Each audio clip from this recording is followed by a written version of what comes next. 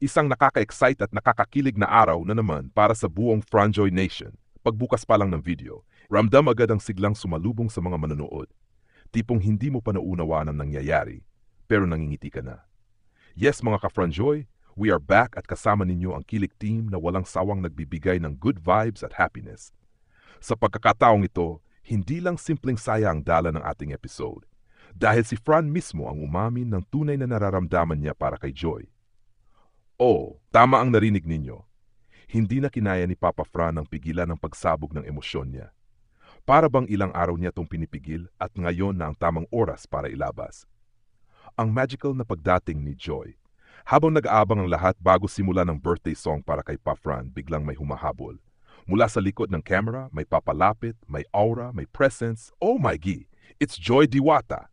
At doon na nga nagsimula ang sunod-sunod na wow, woohoo! At collective kilig ng buong crowd. Ang ngiti ni Fran nang makita si Joy, grabe, hindi mo mapagkakaila, ibang klaseng saya. Kita sa mata niya, kita sa pisngi, kita pati sa katawan, literal na nagliwanag ang aura niya. Lahat ng nandoon, napatalon, napasigaw, napa-jump. Hindi maitago ng mga ka-Franjoy ang excitement. Huli pero di kulong, ika nga, dahil kung in love ka naman, wala kang itatago. At syempre, dahil espesyal ang sandaling iyon, ipinakilala ni Fran si Joy sa kanyang mama at papa.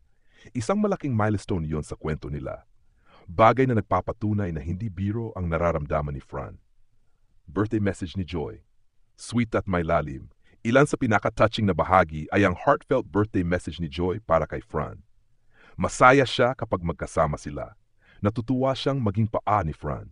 Pero ang pinaka-nakamangha, inamin ni Joy na ang pagiging PA ay nagiging paraan niya para mas makasama si Fran. May halong pag-iingat ang tono niya, hindi umaamin pero hindi rin tumatanggi. Hindi nangako pero may bukas, hindi nag-confirm pero hindi rin nag-deny. At ang pinakamandang linya niya, open quote, pag-isipan mo muna, baka nabibigla ka lang sa nararamdaman mo. Close quote. Isang malambing pero matalinong paalala. Hindi niya sinasara ang pinto, binubuksan niya ng kaunti pero may lock pa. Hinahayaan niya si Fran na magpahinga ng konti sa emosyon bago tuluyang tumalon. Ang pag-amin ni Fran, ito ang totoo kong nararamdaman.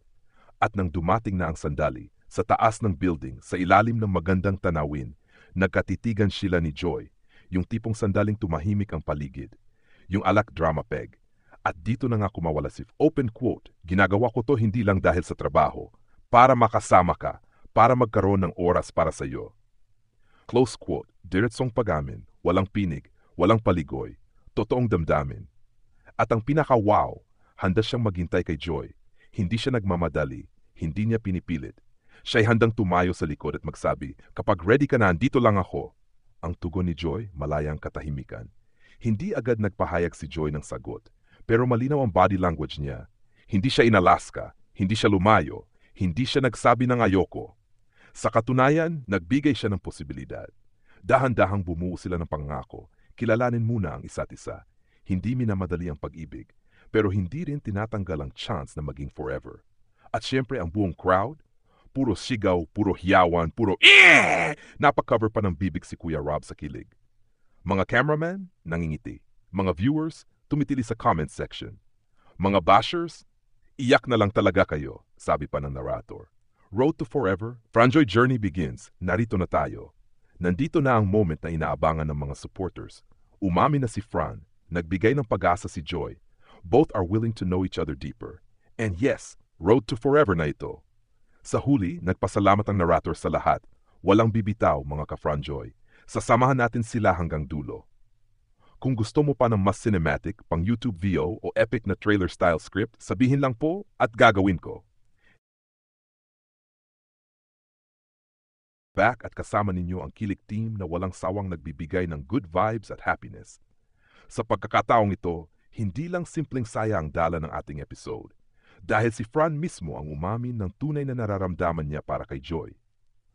Oo, tama ang narinig ninyo. Hindi na kinaya ni Papa Fran ang pigilan ng pagsabog ng emosyon niya.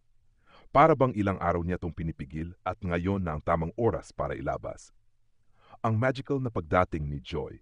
Habang nag-aabang ang lahat bago simula ng birthday song para kay Papa Fran, biglang may humahabol.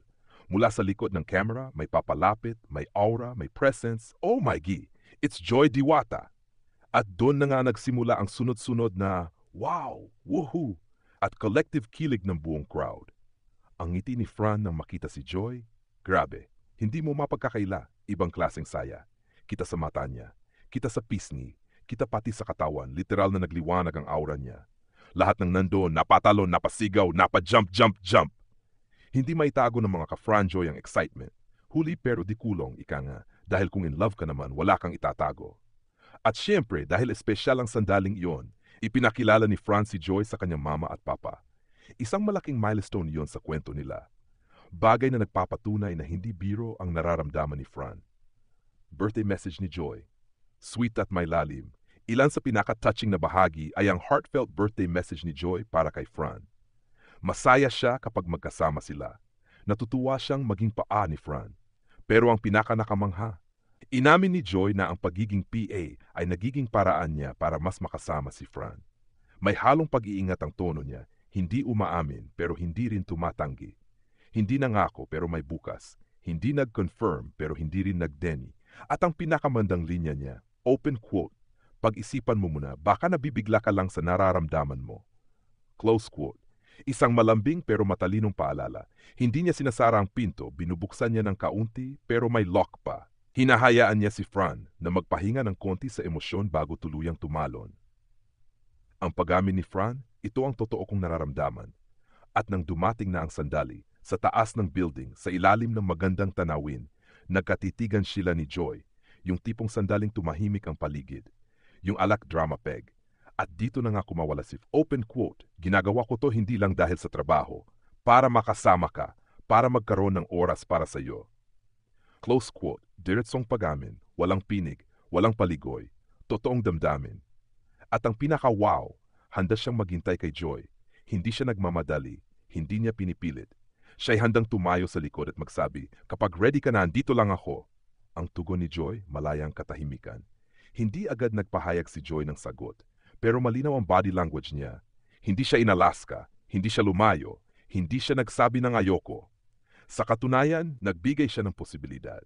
Dahan-dahang bumuo sila ng pangako, kilalanin muna ang isa't isa. Hindi minamadali ang pag-ibig, pero hindi rin tinatanggal ang chance na maging forever. At syempre ang buong crowd, puro sigaw, puro hiyawan, puro Napakover pa ng bibig si Kuya Rob sa kilig. Mga cameraman, nangingiti. Mga viewers, tumitili sa comment section. Mga bashers, iyak na lang talaga kayo, sabi pa ng narrator. Road to Forever, Franjoy Journey begins. Narito na tayo. Nandito na ang moment na inaabangan ng mga supporters. Umamin na si Fran, nagbigay ng pag-asa si Joy. Both are willing to know each other deeper. And yes, Road to